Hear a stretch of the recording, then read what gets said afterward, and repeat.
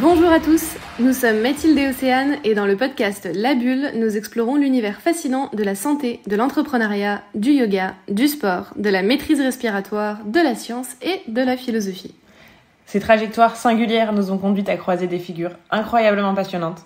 Chaque semaine, à travers ce podcast, nous souhaitons partager ces rencontres et mettre en lumière les voix qui nous ont influencés. Plongez avec nous dans ces conversations inspirantes.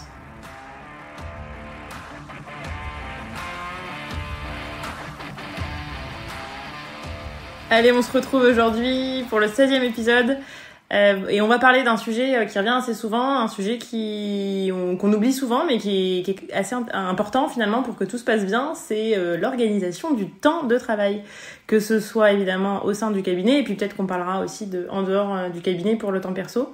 Alors on n'a pas inventé l'eau chaude, on n'a pas toutes les réponses.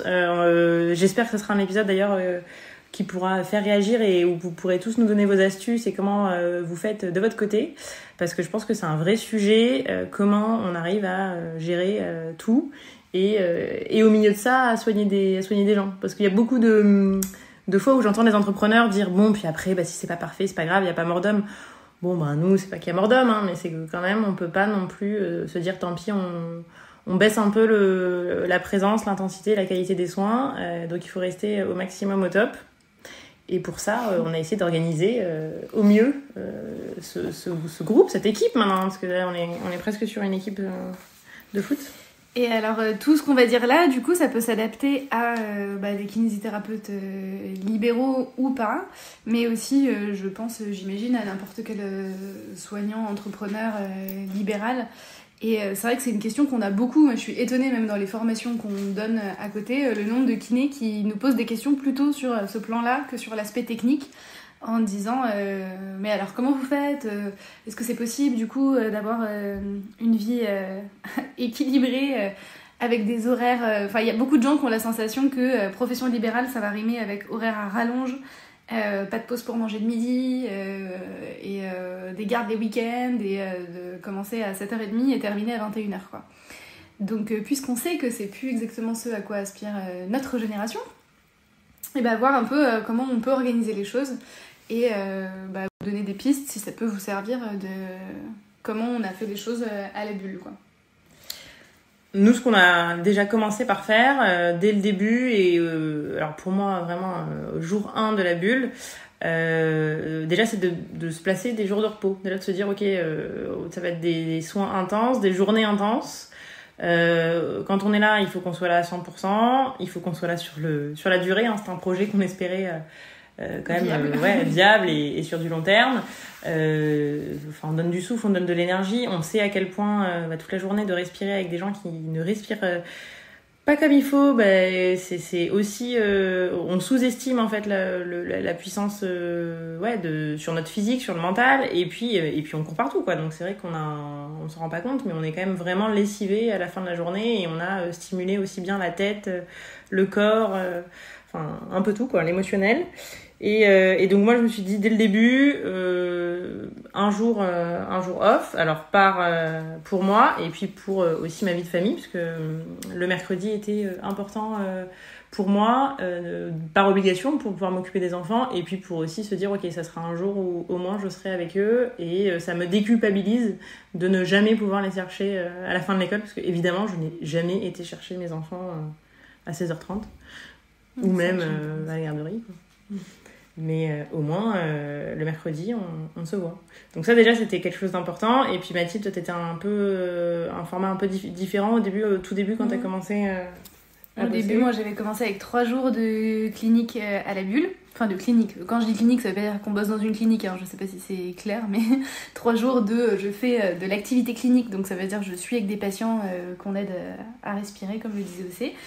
Et 2 jours par semaine où j'étais avec PhysioAssist, donc ceux qui ont créé le Simiox, et où là c'était une autre activité, pour le coup t'es pas avec des patients, c'était une activité où je voyageais énormément, donc c'était certes fatigant physiquement de te dire jeudi, vendredi, je dois être en Allemagne ou en Angleterre ou en Italie ou en Espagne ou peu importe, à aller rencontrer des professionnels intéressés par la santé respiratoire et avec qui du coup j'allais donner des formations ou alors préparer des études multicentriques en France pour voir comment on pouvait valider le développement de cet appareil ou comment on pouvait imaginer les nouvelles versions, développer l'application, faire des tournages pour faire des MOOC en ligne de formation, etc.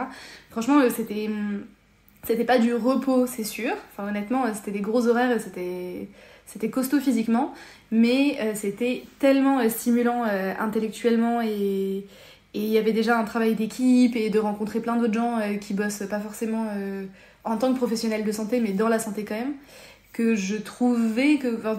voilà, ça s'est tenu, quoi. J'ai fait ça pendant 3 ans et j'ai pas eu l'impression de le subir. Mais ça aussi, je pense que c'est important. Je sais pas si c'est un vrai conseil. J'imagine que tout le monde a une expérience différente là-dessus. Je pense que c'est chouette de tester différents formats pour trouver aussi ce qui vous donne de l'énergie. Moi, en l'occurrence, je pense pas avoir une très grosse... voilà, avoir une très grosse endurance sur la partie clinique. J'ai toujours trouvé que 3 jours de clinique, pour moi, c'était très bien, et que 4 jours, je trouvais déjà que c'était costaud. Donc par la suite, ensuite, j'ai fait 4 jours, mais je sais qu'il y a des kinés qui fatiguent beaucoup moins vite que moi, et qui me disent, non, moi, je fais 5 jours semaine avec des patients de 9h à 20h, et tout roule. J'ai jamais été vraiment capable de faire ça. Ça m'épuisait assez vite. Alors que par contre, je peux travailler énormément d'heures si c'est varié et si c'est pas que de la mise en application, mais qu'il y a un côté formation, apprentissage, développement. Je peux avoir plusieurs activités. Mais la partie clinique m'épuisait plus vite. Ouais, je pense que déjà là on a une bonne piste en effet de tester, et je pense que quand même souvent il y a une fatigue qui peut s'installer avec une routine ou avec une activité qui est toujours la même, entre guillemets, hein. Évidemment qu'il n'y a pas 2 séances qui se ressemblent et que c'est énormément varié la clinique, mais ça reste un rythme qui est à peu près le même, et je pense que ça c'est quand même déjà une bonne piste de se dire que c'est aussi possible dans votre activité. Forcément il y aura des choses qui sont extrêmement consommateurs en énergie pour vous, d'autres qui vont vous donner de l'énergie bien que ce soit des heures de travail, et essayer de réorganiser la semaine ou la journée même avec ces plages horaires là, parce que on parle de clinique, on parle de mine de rien, tout ça c'est des trucs cool, hein, parce que derrière ça il y a la comptabilité, les facturations, toutes les tâches encore plus casse-pieds à faire, qui pour le coup, ça je pense pas qu'il y ait beaucoup de personnes qui se mettent en libéral ou qui font de la santé pour se dire génial, je vais faire de la comptabilité, quoi. Donc ça c'est clair que je pense que c'est un plaisir pour personne. Maintenant je pense que c'est important d'être... Alors il y en a qui... Ouais, là on parle de taux horaire, mais il y a aussi le côté organisation du travail sur les heures. Je sais que, alors c'est rentable pour personne, hein, ça c'est sûr, mais par exemple je vais m'amuser et très peu fatiguer si j'ai 1 heure avec un patient, ou même dans les meilleurs des cas, quand on fait des stages intensifs, quand j'ai une journée complète avec un patient, je peux faire des amplitudes horaires qui sont intenses, j'ai pas l'impression que ça me fatigue de la même façon. Et ça c'est pareil, je me rends compte que j'ai pas la même endurance que d'autres kinés qui me disent moi j'arrive à gérer 3 patients par heure. Et c'est pas une question de... Enfin, je soulève pas du tout ce questionnement-là pour une question de qualité de soins, là, mais juste vraiment d'endurance. Moi, j'ai toujours trouvé ça hyper épuisant de rien que ce qu'on fait habituellement, c'est-à-dire 2 patients dans l'heure. Je trouve ça hyper épuisant d'avoir ce côté... tu dois à chaque fois finalement te représenter à quelqu'un, enfin, même si évidemment tes patients te connaissent au bout d'un moment, mais systématiquement c'est une vraie implication aussi intellectuelle que de se dire alors comment vous allez aujourd'hui, quel est l'objectif de cette séance, comment je fais en sorte que ce soit pas juste vous avez coché une séance de kiné sur votre agenda, mais vraiment à quoi vous servez cette séance, qu'est-ce que vous aurez appris en sortant d'ici, ou à quoi ça va vous servir. Donc de donner du sens à chaque fois et de finalement faire ça une multitude de fois dans la journée, parce que quand vous êtes professionnel de santé et que vous voyez des patients, vous pouvez en voir 10, 15 dans la journée, parfois même plus, et du coup ça veut dire que au moins 15 fois dans ta journée, t'as fait ça, cette démarche de te dire allez, on repart, c'est un nouveau départ, comment est-ce qu'on optimise le temps qu'on a ensemble pour que ça ait un intérêt et un impact sur votre santé. Et ça, je trouve que pareil, on n'a pas tous la même faculté à gérer ça et que je suis plutôt lente sur ce sujet-là. Et puis c'est pour ça que du coup, en effet, on a des patients, on a parfois des patients avec qui on va rester 1 heure à 1h30 en individuel. Il y a des patients qu'on va voir 30 minutes, il y a des patients qu'on va voir... On a déjà modulé, en fonction évidemment déjà des modalités de prescription, mais on a déjà différencié ça. Et dès le début, on a aussi organisé un parcours avec un début et une fin aussi qui nous donne quand même, qui redonne du sens à chaque fois parce qu'on sait ce qu'on a déjà fait, vers quoi on va. Et je trouve que ça, que ce soit pour la motivation du kiné, mais surtout aussi pour la motivation du patient, c'était assez intéressant. Ça nous a pas mal aidé de dire ok où on va et tout, de pas enchaîner juste les séances en disant de savoir. Et en plus là-dedans il y avait des séances un peu plus à thème où on se disait ok aujourd'hui très bien avec ce patient-là je vais faire que de la mobilité thoracique, avec ce patient-là aujourd'hui il faut vraiment qu'on fasse un bon drainage, et ça nous permettait de aussi même dans le suivi d'un patient de pouvoir varier et écrire une histoire quoi. Et de pas essayer de tout faire à chaque séance. Ça je pense que c'est hyper important, se dire aujourd'hui c'est l'aérosol thérapie et on va le faire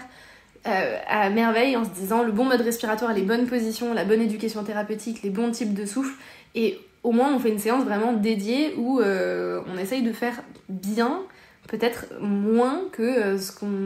Enfin on peut pas tout aborder en un temps qui est quand même limité. C'est pour ça que dans nos rêves les plus fous, quand on arrive à le faire, on fait des stages intensifs sur les semaines. Mais ça, c'est... Enfin, faut avoir envie d'avoir une activité bénévole, quoi. Mais bon, c'est encore un autre sujet. Mais puis c'est temps, ouais, non, mais puis ce temps-là, c'est pas perdu parce qu'un patient qui a fait pendant 1 heure l'aérosol thérapie, qui a compris, n'empêche qu'il va faire super bien son aérosol avant de venir. Et là, on va pouvoir commencer petit à petit à faire des séances encore plus complètes. Sans forcément, en le rendant de plus en plus acteur, de plus en plus expert, et sans seulement avoir besoin, enfin, il n'a pas tout le temps besoin qu'on fasse l'aérosol avec lui, donc ça va lui donner de plus en plus la main, et finalement les séances elles vont être de plus en plus complètes, de plus en plus parfaites peut-être, grâce à ces petits bouts qu'on met à chaque fois. Donc je pense que ça aussi c'est un piège, et ça arrive encore parfois, et à chaque fois que je me dis attends, je vais faire un peu de ça. Il faudrait quand même que je fasse un peu de mobilité, mais je voudrais vraiment avoir sa ventilation. Mais est-ce qu'on a revu ça? Les médicaments, est-ce que c'est sûr que c'est toujours ok? En fait, c'est épuisant pour moi. Lui, il a eu plein de petits bouts. Ok, ouais, la séance, elle était chargée, mais au final, est-ce que vraiment c'était pertinent, quoi? Est-ce que vraiment... Et je pense qu'on n'a pas tous les mêmes conclusions, justement. C'est pour ça que j'ai essayé d'insister sur ce côté... expérientiel. Je pense qu'en fait il faut passer par différents modes d'exercice, différentes spécialités, différentes horaires de séance, différents temps de travail sur la semaine, pour voir un peu ce qui vous correspond, parce que je pense que vraiment il y a une grosse variabilité entre les individus, on tolère pas les mêmes choses et on n'aspire pas forcément aux mêmes choses. Donc à mon avis on n'aura pas à l'issue de ce podcast une solution pour tout le monde en disant voilà, pour un mode de vie épanoui au travail, voilà nos recommandations. Nous, on peut vous dire, voilà, ce qui nous posait problème, c'était ça. Donc, typiquement, moi, les séances courtes, ça me plaisait pas parce que je me sentais pas bonne, j'arrivais pas à les organiser, et puis ça me prenait trop d'énergie. Donc, on a opté pour des séances plus longues, qui nous satisfont et finalement qui ont l'air de répondre aux problématiques de l'ensemble de l'équipe. Et le côté routinier, comme le disait OC, chaque séance est différente. Mais chaque séance est différente si toi tu adoptes le bon point de vue sur la séance. Et je trouve qu'il y a des fois je l'oubliais. Si pendant 3 mois vous me laissez faire de la clinique 5 jours semaine, c'est sûr qu'il y a un moment où mes soins vont pas être corrects. Je vais me rendre compte qu'ils sont pas corrects et du coup je vais pas avoir le moral d'avoir fait des soins qui sont pas corrects et ça va pas être vertueux, quoi. Donc j'ai vraiment ce besoin d'aller me renourrir de nouvelles infos, comme n'importe quel professionnel le dit quand tu sors d'une formation, et où du coup d'un coup toutes tes séances te paraissent beaucoup plus intéressantes parce que tu les vois avec une nouvelle approche, un œil nouveau, t'as envie d'essayer 1 milliard de trucs que tu viens d'apprendre. Y a un peu ce côté là aussi de te dire comment je me nourris toutes les semaines pour que j'arrive à garder cet œil neuf et cette volonté de rendre mes séances intéressantes et pour moi et pour le patient, et pas de tomber dans le vous avez 30 séances, voilà, on va faire 30 séances. Enfin, et autre chose qu'on a mis en place dans le même but, c'était déjà de se dire ok, on va bosser en équipe en fait avec les patients. Déjà comme ça on va pouvoir s'épauler parce qu'il y a des fois c'est plus dur, des fois on a un problème avec un patient, des fois on a juste besoin de souffler avec un patient, ça arrive quand même aussi souvent. Et puis surtout on a en permanence une relecture, donc si jamais il y en a un qui s'enferme un peu dans justement une routine et qui trouve plus trop le soin sous la sortie du soin, l'autre va pouvoir l'aider et ça c'est assez ça c'est un truc qu'on a voulu mettre en place dès le début. Pour rappel, à la bulle, le patient est suivi par 2 kinésithérapeutes minimum, 3 parfois. On s'est rendu compte, ça aussi, on a testé un peu différents modèles, on s'est rendu compte qu'en grandissant,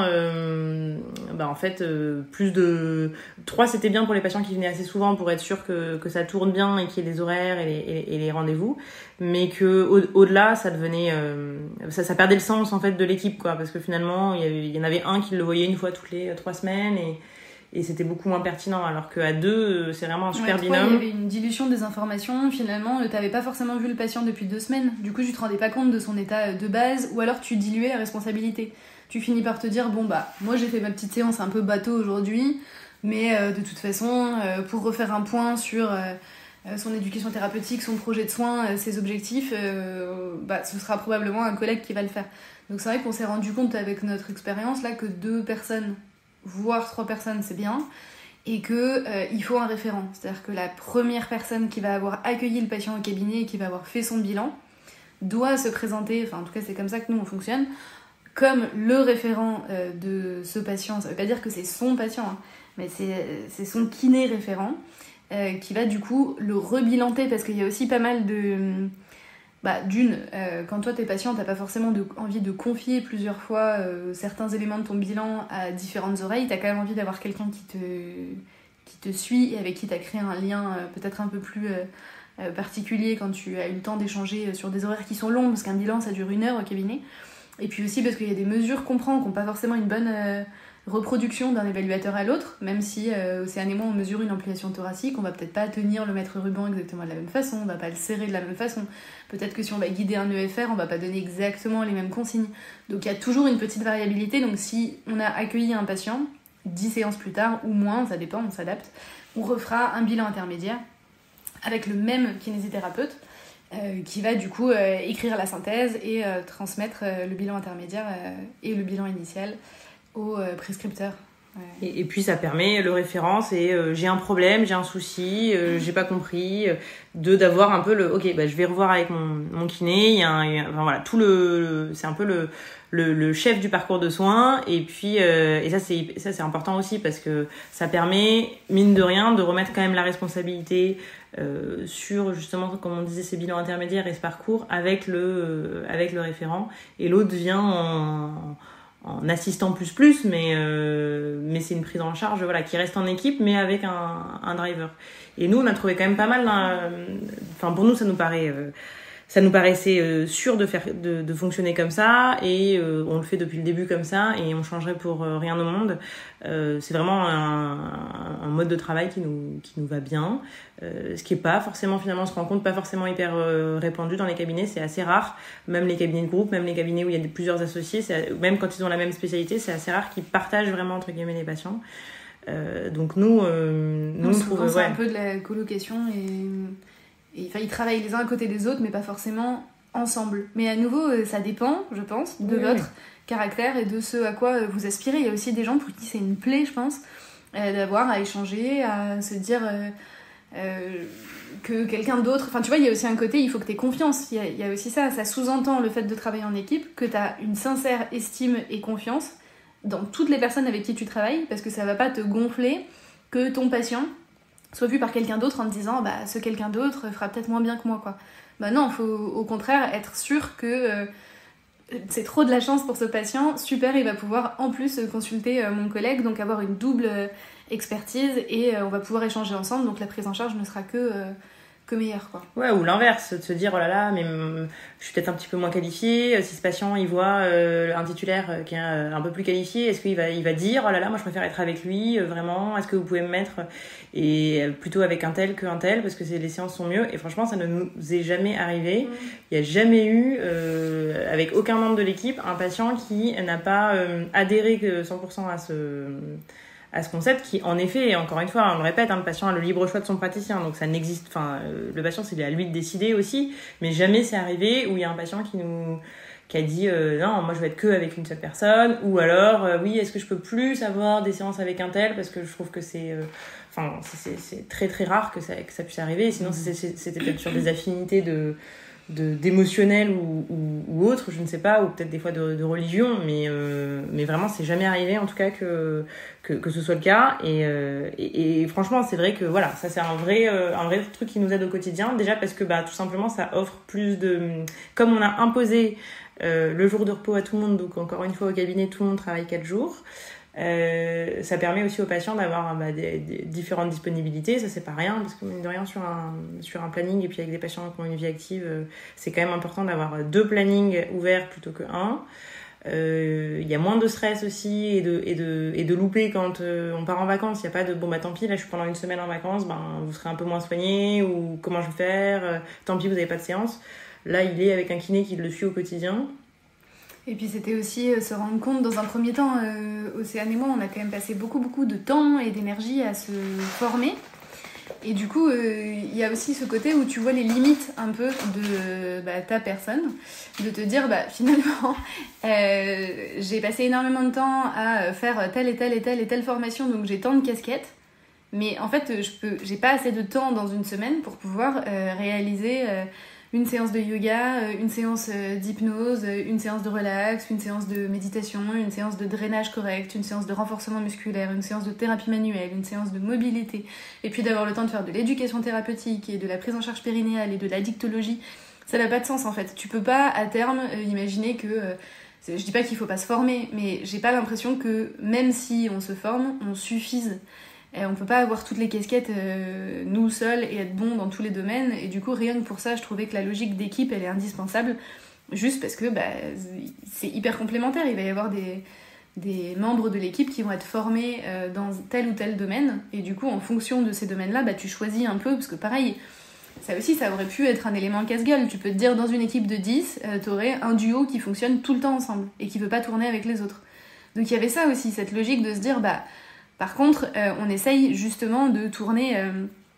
en fait, la consigne, c'est un peu de se dire, si c'est possible, soit il va y avoir une spécificité d'un kiné dont le patient a besoin, et tu l'as vu au bilan. Du coup, tu te dis, ce patient étant tabagique, il a besoin d'une prise en charge en addictologie, donc il va être, par exemple, avec Marie, qui est formée à ça. Ce patient va avoir besoin de séances poussées de renforcement musculaire parce qu'il a une fonte particulière, mais en même temps, il a une lésion au niveau de l'épaule qui va rendre sa prise en charge complexe. On va plutôt avoir envie qu'il soit pris en charge par Nelson, qui va avoir peut-être une banque d'exercices plus importante, étant APA et sportif de haut niveau, etc.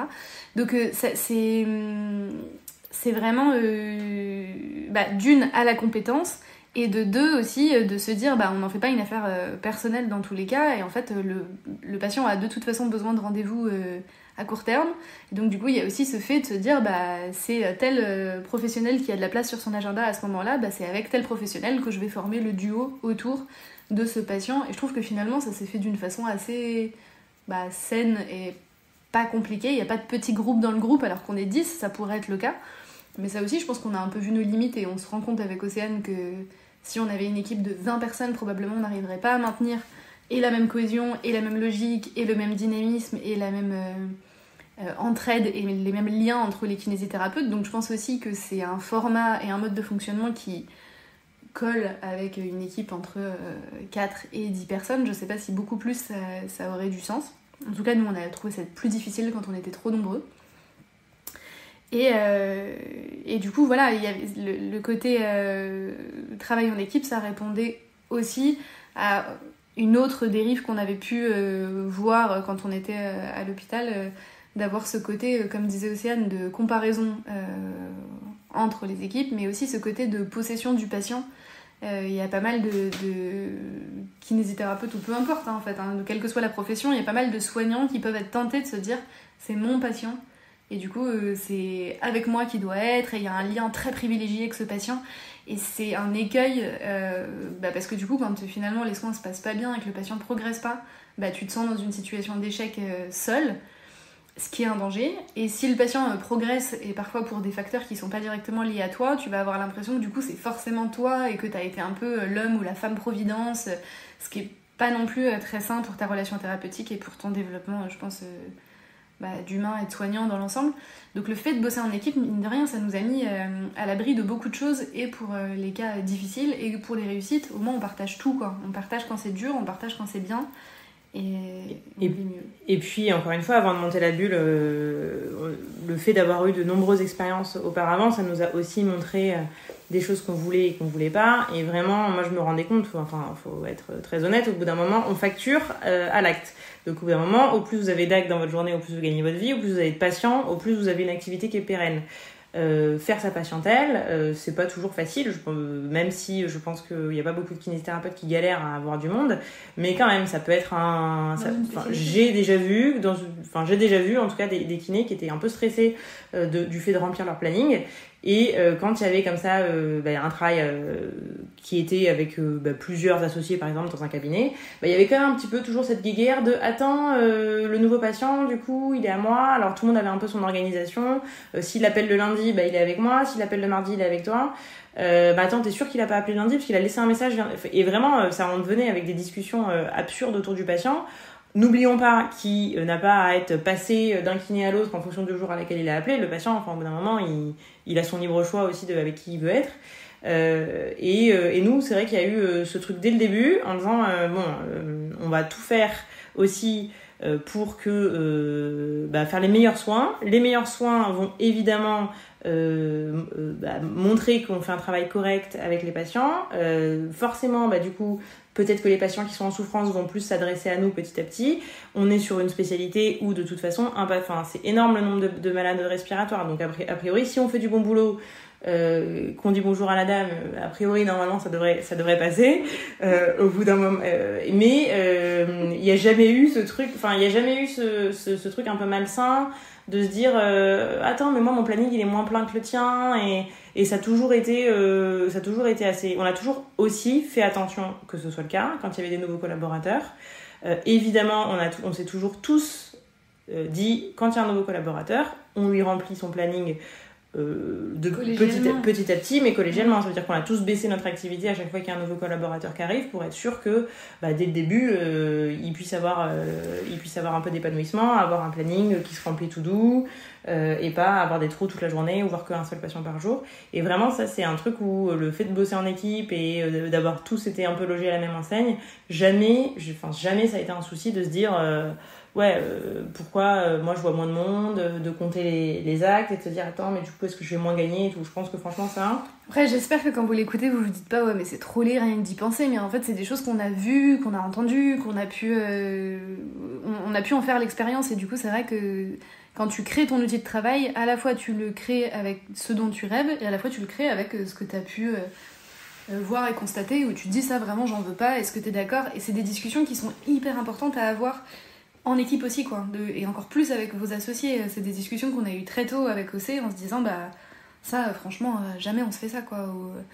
Ou est-ce qu'on peut plutôt fonctionner comme ça ou comme ça. Donc je pense qu'après le fait que nous on ait bien fonctionné toutes les deux dès le début, ça a donné aussi une bonne impulsion pour qu'après on se dise si nous toutes les deux ça marche ensemble, ça va fonctionner pour tout le monde. Et puis on a eu la chance aussi d'encadrer des stagiaires, de donner les cours dans les écoles, du coup de pouvoir avoir des étudiants qui arrivaient au cabinet, et de pouvoir avoir des étudiants des fois pendant des périodes longues, pendant 3 mois. Donc quand on vous a présenté quelques membres de l'équipe via le podcast, et on va continuer, vous avez sûrement pu voir, constater, entendre que c'était des anciens stagiaires du cabinet, ou des gens qu'on a accompagnés dans leur mémoire.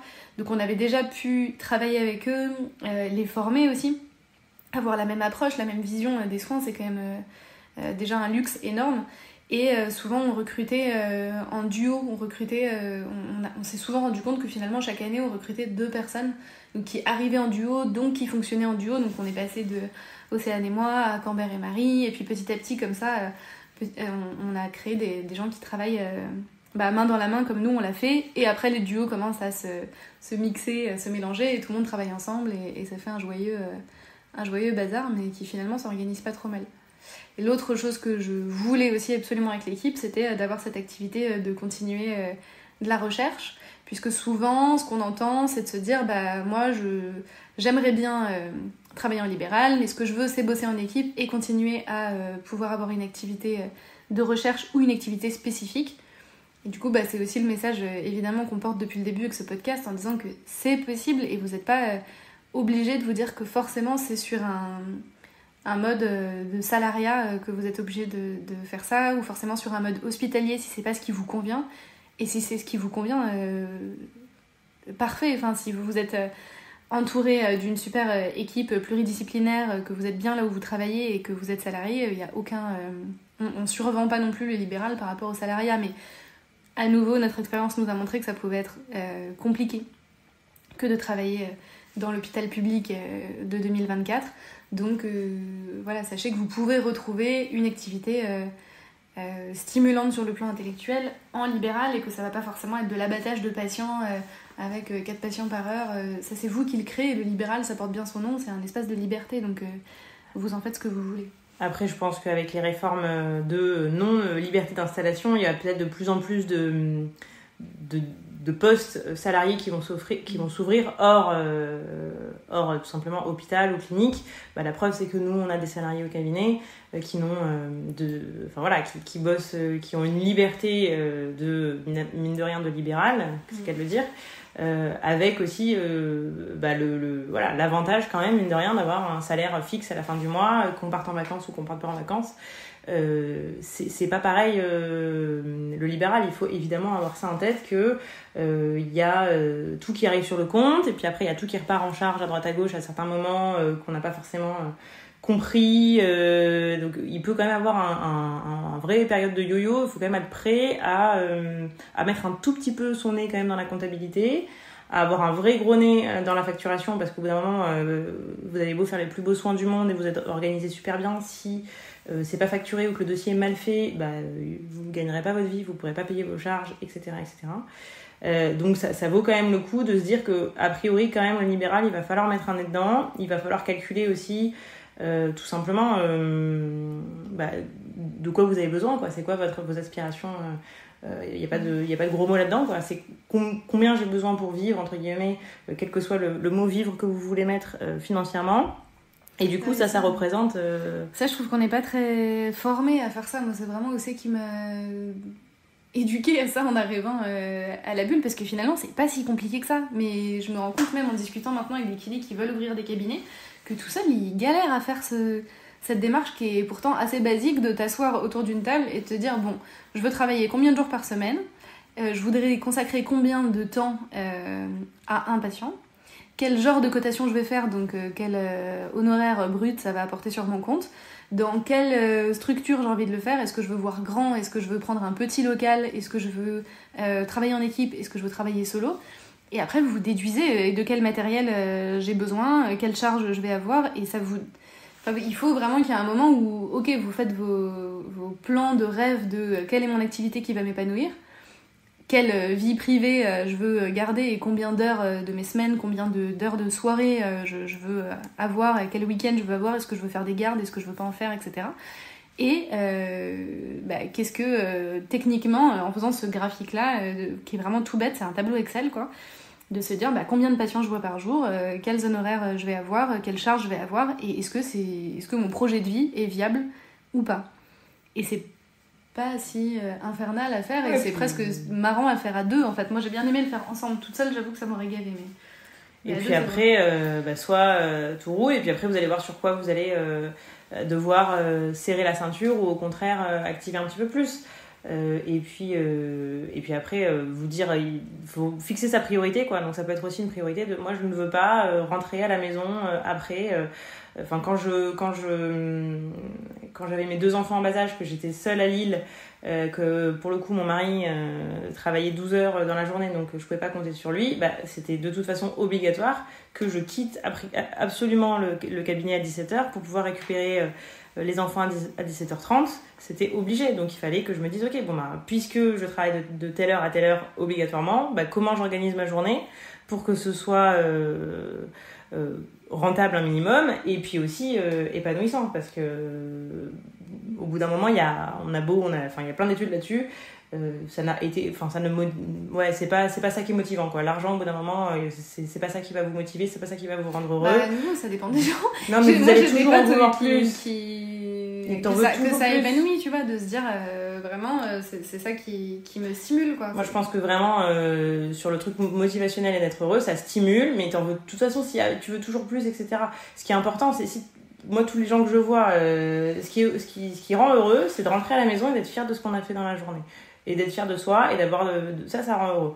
Moi je pense que c'est hyper important évidemment. Attends, je suis pas en train de dire que l'argent ne fait pas le bonheur, qu'on n'a pas besoin d'argent et que c'est bon. Non, enfin de toute façon vu le prix de tout et encore plus quand tu vis à Nice, on se demande même comment on s'en sort, mais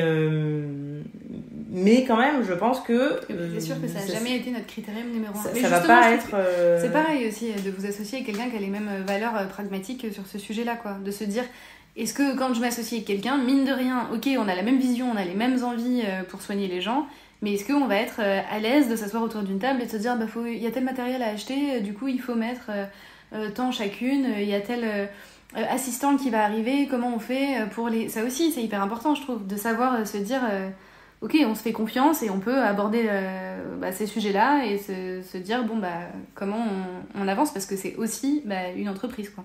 Donc... Oui, puis important de se dire les bails dès le début aussi, quoi.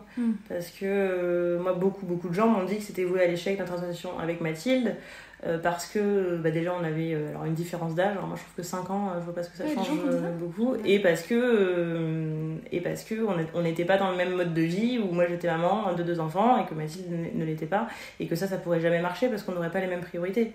En fait, moi Mathilde...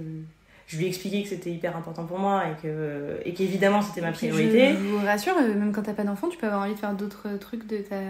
Enfin, genre, globalement, ça veut pas dire qu'on part moins en vacances, qu'on va pas... Non, c'est pas ça, mais c'est du style, elle comprendra jamais si t'es obligé de quitter le cabinet parce que ton enfant est malade, tu vois. T'imagines, il faut leur pris enfant. C'est jamais arrivé. C'est important. Moi, je trouve que c'est un dialogue important à avoir dès le début. Et moi, quand j'avais dit ça à Mathilde au tout début en disant écoute, mes enfants ça reste, mes parents aussi, hein, mais mes enfants ça reste la priorité, et qu'elle m'avait dit oui, bon, si j'avais senti la moindre animosité, je pense que c'est sûr que ça aurait été un truc sur lequel on aurait dû à l'inverse, quoi. Quand tu sais que tu vas vouloir des enfants toi plus tard, ça te rassure de ouf d'avoir quelqu'un qui en a déjà et qui te dit par contre, moi ça reste ma priorité. Tu peux aussi te projeter en te disant du coup. Quand je vais être enceinte ou quand je vais vouloir des enfants, elle va pas me dire super, tu m'abandonnes. Enfin, après ça c'est des trucs, ça me vient même pas. Je t'avoue, j'ai tellement fait confiance sur ce truc-là dès le début, ça me paraît tellement évident. Mais c'est de l'éducation, ces trucs-là, c'est pas de la. Non, mais je pense que c'est important. Je pense que c'est important parce que quelqu'un qui. Non, mais c'est important. Enfin, sur plein de choses, et ça, je pense que c'est. Non, je pense que c'est hyper important. Je veux dire, si j'avais été ce genre de meuf qui te disait c'est un problème. On aurait eu des problèmes sur plein d'autres trucs parce qu'à mon avis ça témoigne, genre d'opinion témoigne du fait que ça serait pas allé sur plein d'autres choses. Mais bon, bref. Non mais c'est voilà, je pense qu'il faut dire plein de choses, et puis ça peut être comme tu le disais, un enfant ou une passion. Attendez, moi c'est mort, hein. Tous les mardis 16h, il faut absolument que j'aille à mon cours de Scrabble, donc c'est sûr que je travaillerai jamais aucun mardi après 16h. C'est dit, et je pense que c'est important de se mettre les bails de ce qui est important au début, parce que au début, t'as de l'énergie, tu te dis c'est bon, je lance le truc puis après je ferai, et en fait ça existe pas vraiment, quoi. Je pense que la routine, pour moi, il faut mettre dès le début une bonne je pense que dès le début, il faut s'obliger à quand on peut, parce qu'il y a des moments où c'est clair qu'on n'a pas pu, hein. Il y a les moments où on a dû ouvrir le cabinet et relancer, ou les travaux, etc. Je pense qu'on a zappé pas mal de petites priorités perso, mais je pense qu'il faut se mettre quand même dès le début dans un bon bail pour pouvoir s'épanouir dans tous les... Pas attendre... C'est sûr que c'est un équilibre. Il faut quand même que tu aies l'impression aussi que si toi tu mets ton cœur à l'ouvrage, on est 2 à le faire, quoi. Ça c'est évident. Mais c'est applicable pour l'ensemble de l'équipe, tu vois, quand on travaille avec Nelson qui nous dit je vais être absent parce que en plus des vacances, etc., je vais avoir besoin d'aller assister des équipes de sportifs de haut niveau sur différents... Enfin, je veux dire, on va pas se poser de questions là-dessus et se dire c'est problématique, ou moi quand je vous dis ce qui me fait vraiment rêver perso c'est les voyages, je vais pas être là pendant 1 mois, j'ai jamais personne m'a jamais dit ok, super, un mois sans la bulle, ou encore pire, quand je dis à Océane, je vais créer une organisme de formation et 2 mois par an, ça va être des stages intensifs de yoga, donc du coup je vais plus être complètement dans l'équipe pendant 2 mois et c'est des trucs qui pourraient être costauds à comprendre et je trouve que tout ça, cette compréhension-là, elle vaut pour l'ensemble de l'équipe et pour l'ensemble bien sûr pour des enfants, mais aussi pour des formations, mais aussi pour des projets pro, mais aussi pour des voyages des uns ou des autres, mais aussi pour des activités de la passion dévorante pour l'escalade de Michel, où on sait bien que, tu vois, le mardi du staff, jamais de la vie, on va l'avoir un jour... Oui, parce qu'il y a ça aussi, il faut qu'on parle du staff. C'était aussi un des trucs qu'on voulait. On voulait se dire, attends, si on est une équipe et qu'on veut que cette équipe soit soudée, c'est un peu comme une famille, c'est important qu'on ait des moments de... Enfin, comme une famille, on s'entend, hein, mais pas la cadre de 30 ans toxique de fou, on est une grande famille. Mais c'est quand même chouette qu'on ait des moments où on fait pas que discuter des bilans ensemble et où on ait des moments de convivialité. Donc de temps en temps, ok, on va prendre des verres ensemble, mais c'est relativement ponctuel. On fait des team building, des congrès, des trucs comme ça. Mais aussi le fait tout bêtement de se dire on mange pas un sandwich debout entre 2 patients, on prend le temps et on prend la même pause tous. Donc à 13h, pendant 1 heure, on est tous ensemble autour d'une table et on mange ensemble et on discute, ce qui te permet de garder évidemment un contact humain avec les gens avec qui tu exerces et que c'est pas juste des agents hospitaliers. Je dis pas qu'il n'y a pas ça à l'hôpital, mais le mot agent m'insupporte vraiment.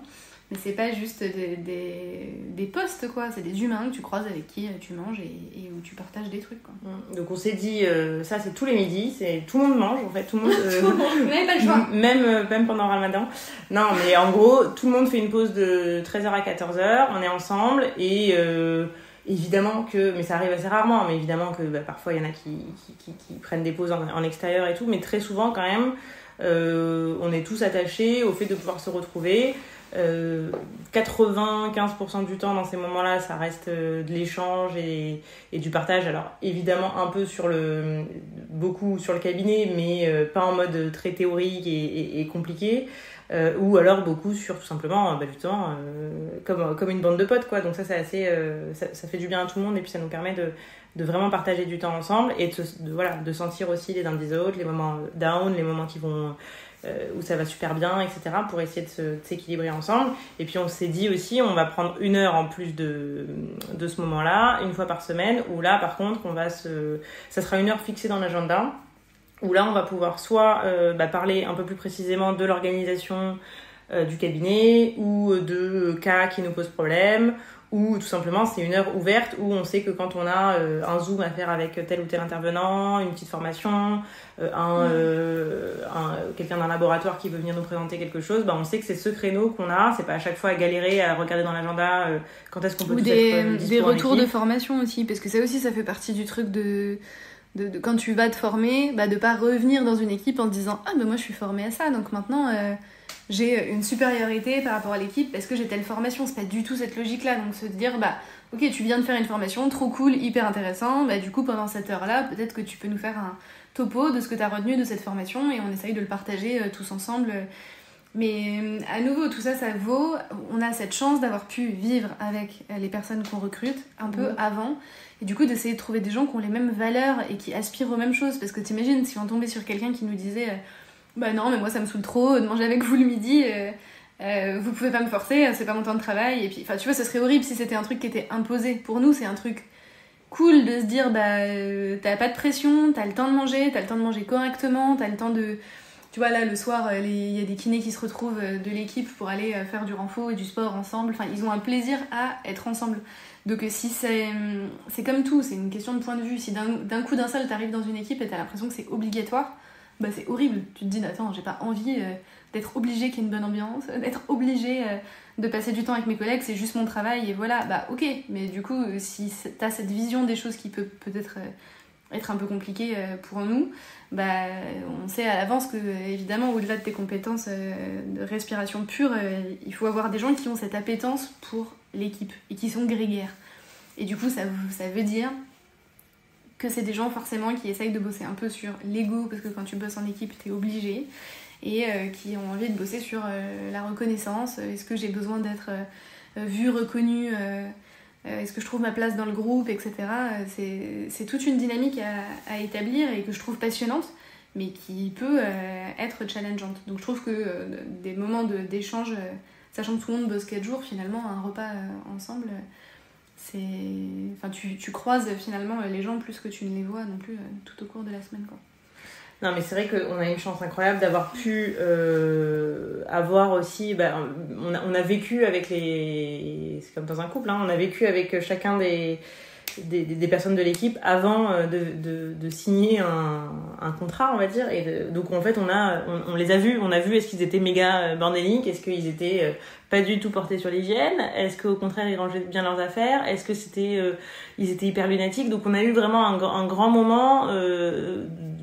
avant, et ça je pense que ça peut être aussi un conseil avec ses avantages et ses inconvénients, mais mine de rien, nous dès le début on a, et parce que ça nous passionnait et parce qu'on est évidemment on avait trop envie de transmettre et qu'on était persuadés que les étudiants allaient aussi nous transmettre et nous donner beaucoup d'énergie et donner beaucoup d'énergie aux patients, c'est quelque chose qu'on a fait dès le début. Et grâce à ça, en effet, on a peut-être créé certaines vocations, on a montré notre énergie, notre envie, notre passion pour le projet. Et je pense qu'en plus, le projet, c'est un peu le bébé de tout le monde. Et ils ont grandi en voyant aussi l'énergie qu'on mettait dedans et le cœur qu'on mettait dedans. Et je pense que ça aussi, ils le respectent, quoi. Du coup, ils respectent toute cette organisation parce qu'ils nous ont vu mettre du cœur à l'ouvrage. Et du coup, voilà. Après, c'est clair que, encore une fois, on l'a dit, on le redira, accueillir des stagiaires, c'est vraiment beaucoup de boulot. Ça peut super bien se passer et ça peut vraiment être génial, et puis ça peut aussi parfois moins bien se passer, donc il faut être capable. On a d'ailleurs pris la décision maintenant qu'on est assez nombreux, pour pas que non plus... c'est sûr que c'est pas pareil quand vous êtes 2 et que vous accueillez chacun un stagiaire, vous êtes 4. Là, si on accueille 4 stagiaires alors qu'on est 10, d'un coup c'est beaucoup de monde dans le cabinet. Donc on a aussi pris la décision de fractionner beaucoup plus les moments où on accueillait les stagiaires pour pas non plus essouffler l'équipe, parce que ça leur demandait énormément c'est beaucoup de boulot, d'avoir toute l'année des gens à qui tu dois expliquer ce que tu fais. Ça peut être stimulant comme ça peut être épuisant, et nous on a envie que ça reste quelque chose qui donne de l'énergie et du partage agréable, et à nouveau pas un sacerdoce de se dire j'aime bien bosser à la bulle, mais par contre c'est chiant toute l'année, j'ai des étudiants et ça me gaffe, quoi. Donc ils ont le droit aussi de se dire j'ai envie de temps en temps d'être seule avec mon patient, de prendre mon temps, de pas avoir d'œil extérieur, et c'est aussi à nous d'entendre que c'est pas forcément la passion de tout le monde d'être pédagogue du soir au matin. Donc effectivement on a diminué, on continue à accueillir des étudiants, mais d'une façon plus en laissant des temps de pause à l'équipe, en fait. Donc sur des plages de stage qui sont plus souvent les mêmes, donc notamment plus l'été, plus pendant les périodes de Noël, etc. Et plus en grand nombre, forcément. Mais il y a ça aussi, il y a le côté quand tu as une équipe, je trouve qu'il y a aussi cet effort à faire de te dire, moi, dans quelle entreprise j'aurais eu envie de venir travailler. Donc j'aurais eu envie qu'on me propose quels horaires, j'aurais eu envie qu'on me laisse quelle liberté. J'aurais eu envie ou pas d'avoir une secrétaire, donc ça aussi c'est quelque chose dont vous pouvez vous interroger dès le début en disant alors si on rajoute une secrétaire, donc dans mon petit tableau Excel, hop, je rajoute une charge pour le cabinet, parce que c'est évidemment une dépense très importante, mais en même temps, ok, est-ce que j'ai envie de soigner des gens et de répondre au téléphone en même temps, ou est-ce que j'ai envie de donner les rendez-vous systématiquement moi-même, est-ce que j'ai envie d'avoir mes cotations, mes facturations à faire seul uniquement. Donc c'est encore une fois un rapport de confiance. Est-ce que vous êtes capable de déléguer ça à quelqu'un, ou est-ce que vous avez besoin de le faire vous-même? Est-ce que vous avez plus envie que ça vous coûte de l'argent, ou plus envie que ça vous coûte des heures de votre semaine? Qu'est-ce que vous allez le plus valoriser, votre temps de vie disponible, ou de vous dire non, je préfère m'en charger, j'ai plus confiance, etc. Après, tout s'entend, tout se défend, donc nous on a fait ce choix d'avoir une secrétaire pour toute l'équipe. Il faut trouver la bonne personne, ce qui est pas facile, il faut la former, et puis malgré tout, ça veut pas dire qu'on enlève 100%, alors l'équipe je pense qu'ils sont quand même bien soulagés, mais globalement au quotidien ça veut pas dire qu'on enlève 100% de facturation de secrétariat et de pointage, ça c'est clair que... Mais c'est un service à l'équipe. Quand Parce vous qu'à trouvez nouveau, quelqu'un qui- il y a ça aussi de te dire, mais finalement, un kinésithérapeute ou un confrère libéral, quand il verse une rétrocession, moi c'était quelque chose quand j'étais assistante où je me posais vraiment cette question de me dire, mais ça correspond à quoi ma rétrocession? Alors t'as des kinés qui vont te dire, ah bah tu verses 30% de tes honoraires au titulaire, mais c'est pour le droit d'accès à la patientèle. Je me disais, bah c'est pas si compliqué d'avoir un droit d'accès à une patientèle quand on est kinésithérapeute, donc ça me paraissait un peu bancal. Donc il y a aussi cette logique de te dire, bon, si tu veux que des gens aient plaisir à venir travailler avec toi, tu vas pas juste être quelqu'un de souriant et de très sympa, il va falloir aussi que techniquement, il y ait soit une spécificité qui se trouve pas forcément ailleurs, ou du matériel, ou un local dans lequel ils aiment bosser, ou une secrétaire qui va être avec eux et pour les soutenir. Tout ça, je trouve que ça fait partie des choses qui sont honnêtes à proposer en fonction de la rétrocession que tu demandes. Et ça me paraît logique de s'interroger sur ça.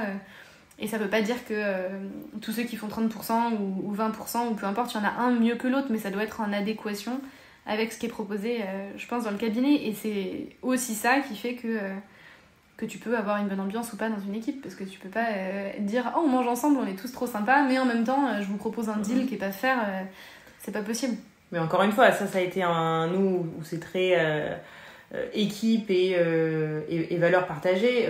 Il y a aussi beaucoup de cabinets qui doivent très bien fonctionner en se disant bah, c'est pas grave, les assistants, il y a des turnovers. Parce qu'évidemment qu'au bout d'un moment, si l'assistant il vient, vous remplissez son planning, qui bosse de son côté, qui finit par se faire de l'expérience, voir qu'il peut avoir une patientèle, avoir envie de, lui aussi de. Bah, je pense que c'est pas. Il n'y a aucun assistant qui reste 4 ans juste parce que il a des murs et au bout d'un moment donc si on veut faire quelque chose sur du long terme, créer un beau projet, raconter une histoire et avancer et qu'on veut une équipe durable, c'est sûr qu'il va falloir faire en sorte que l'équipe soit vraiment épanouie au quotidien. Donc, en tout cas on essaye, hein, c'est eux qui vous diront.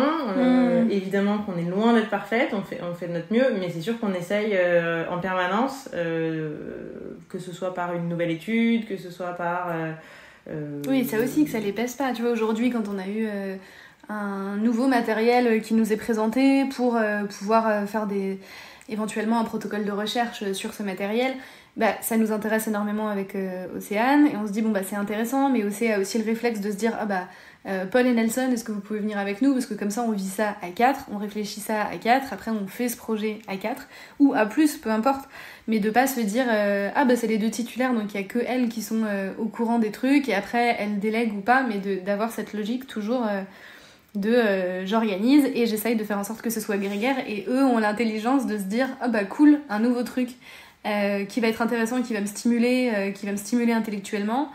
Et pas de se dire Océane elle est trop chiante, de me dire à midi de venir faire un zoom avec tu vois, en fait tout est question de point de vue, tout pourrait être vu comme une charge en se disant non, ça me saoule. Heureusement que c'est des passionnés, du coup on peut partager notre passion avec eux et on est tous contents de vivre ce truc là. Eux pourraient se dire je suis pas plus payée que je fasse ça ou que je le fasse pas, donc je vais me contenter de faire le strict minimum. Et heureusement, c'est pas cette ambiance-là, Dieu merci. C'est toujours difficile parce que c'est sûr qu'un projet comme ça, nous on le lance évidemment parce que ça nous intéresse, mais en se disant cool, ça va être ça va amuser tout le monde, quoi. Ça va amuser l'équipe, c'est une nouvelle chose, ça va créer quelque chose de nouveau dans leurs soins, ça va les stimuler.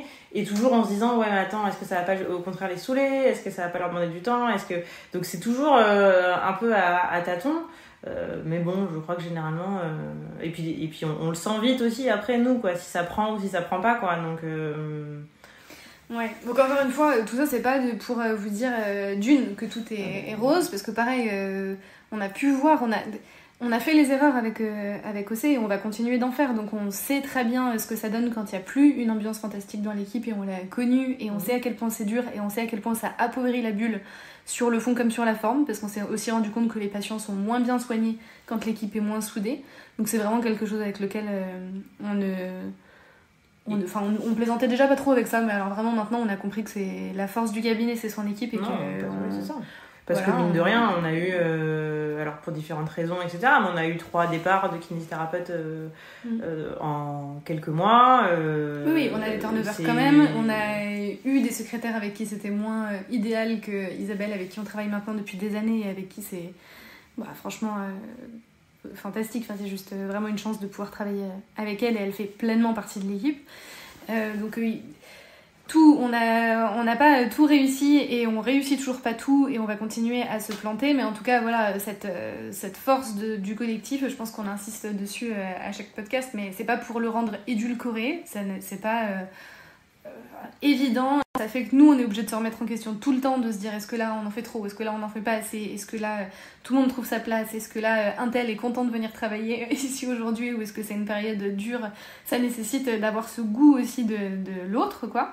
Mais en tout cas, voilà, pour nous, ça a été une force qui fait que on peut travailler 4 jours, qu'on peut avoir une vie perso qui nous épanouit, qu'on peut avoir des horaires qui nous autorisent à avoir une qualité de vie qu'on recommande à nos patients, et qu'on peut partir en vacances aisément en se disant qu'on n'a pas besoin de chercher un remplaçant partout, parce que le nombre est là et que du coup l'équipe va assurer, que tout le monde s'entraide, qu'on va essayer de poser nos vacances, pas tous les uns en même temps que les autres, et que du coup ça travaille en bonne intelligence, quoi.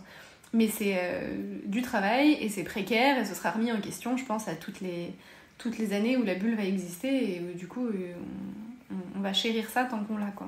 Mais hyper important, je pense, de définir dès le début les valeurs pour lesquelles on est le plus attaché, et je pense que nous on continuera à être sur de la rigueur, vraiment. On a vraiment cette envie d'expertise, de rigueur, et d'être les plus de continuer à se remettre en question là-dessus, et de pas de pas se laisser des coups de mou là-dessus, et en même temps de routine, et de pas genre aussi blêmie à chaque fois qu'elle entend dans le cabinet un stagiaire ou quelqu'un qui débuterait dans le cabinet et qui dirait alors vous avez fait quoi la dernière fois, oh bon on va faire un peu comme... C'est vraiment des mots, c'est pas possible. De vraiment garder du sens, réévaluer les soins à chaque fois, se dire ok, il est temps de faire un bilan intermédiaire, il est temps de faire un bilan final.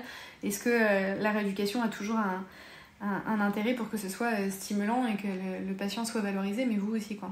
Et à côté de ça, continuer à le plaisir, le plaisir d'être là, le plaisir d'être ensemble, enfin, on se marre quand même pas mal et tout le temps, et de l'épanouissement, vraiment d'essayer de sentir au maximum l'épanouissement, quoi, de pas faire un trait là-dessus. On n'a jamais empêché, évidemment qu'à Noël en fait tout le monde va voir sa famille, et on s'en fiche complètement s'il faut qu'on ferme le cabinet pendant une semaine parce que tout le monde doit aller voir sa famille, que c'est important pour eux. On va pas commencer à dire ah non, toi tu restes le 25, toi tu prends le 31. Enfin voilà, quand les vacances doivent être prises, jamais de la vie, si c'est important pour les personnes, on va dire ah non, là c'est pas le moment, c'est trop important en fait cet équilibre là. Et ça, jamais moi je pense que c'est un truc hyper important, de jamais de créer de frustration là-dessus, quoi. C'est quand t'es là vraiment, on le voit, soit là à 100%, ça franchement. À côté de ça, mon Dieu, si t'as besoin là, et il y aura jamais aucun souci, quoi. Même si vous êtes plusieurs à partir au même moment, même si c'est pas évident, même si, enfin ça va, on s'adaptera. On a su gérer, on fait pas de garde les week-ends hors crise épidémique ou hors urgence. Bon, bah, ça va. Si on fait du bon boulot la semaine, notre patient, il n'y a pas de raison d'être mal le week-end. Hein, donc tout va bien. Donc voilà, c'était un petit échantillon de notre organisation qui repose, comme vous voyez, beaucoup sur l'équipe, et de comment on essaye de gérer un travail libéral et d'équipe et varié, et qui nous épanouit pour encore quelques années, j'espère. Donc hyper intéressant d'avoir vos retours, vous aussi, comment vous organisez, c'est quoi vos questions, c'est quoi vos challenges, pour nous aider à progresser, et puis si vous avez des questions un peu plus précises, avec grand plaisir d'échanger. Allez, à bientôt.